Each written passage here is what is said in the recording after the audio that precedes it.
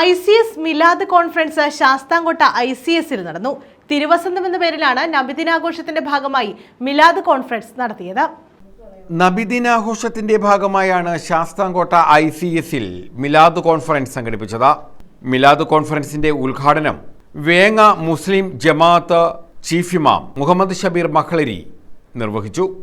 ഹബീബിനെ പറയുന്ന അവിടുത്തെ മദ്ഹ് ചൊല്ലുന്ന സദസ്സുകൾ എന്തിനാണ് എന്ന് നാം ഒക്കെ ചിന്തിക്കണം. എന്തുകൊണ്ടാണ്? അതിൽ രണ്ടാമത്തെ കരാറ് വിശുദ്ധ ഖുർആൻ പഠിപ്പിച്ചത് സയ്യിദുനാ മുഹമ്മദ് റസൂലുള്ളാഹി സ്വല്ലല്ലാഹു അലൈഹി വസല്ലമ തങ്ങളാകുന്ന ലോകൈക ഗുരു മുഹമ്മദ് മുസ്തഫ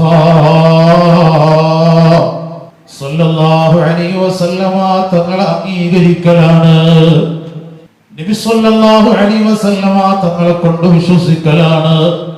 ആ ഹബീബായ നബി തങ്ങളെ സഹായിക്കലാണ്. അത് അല്ലാഹു തആല ആ കരാർ വാങ്ങിയത് അമ്പിയാക്കളിൽ നിന്നാണ്. വിശുദ്ധമായ ഖുർആൻ സൂറത്ത് ആലി ഇംറാന്റെ 81-ാമത്തെ ആയത്തിലൂടെ ഹബീബായ വിശുദ്ധ റസൂൽ മുഹമ്മദ് മുസ്തഫ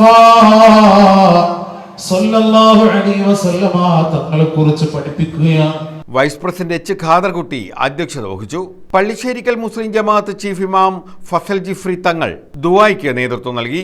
PA ഖാജ മുഈനുദ്ദീൻ, സുബൈർ അസ്സരി പൂക്കളത്തൂർ തുടങ്ങിയവർ പങ്കെടുത്തു.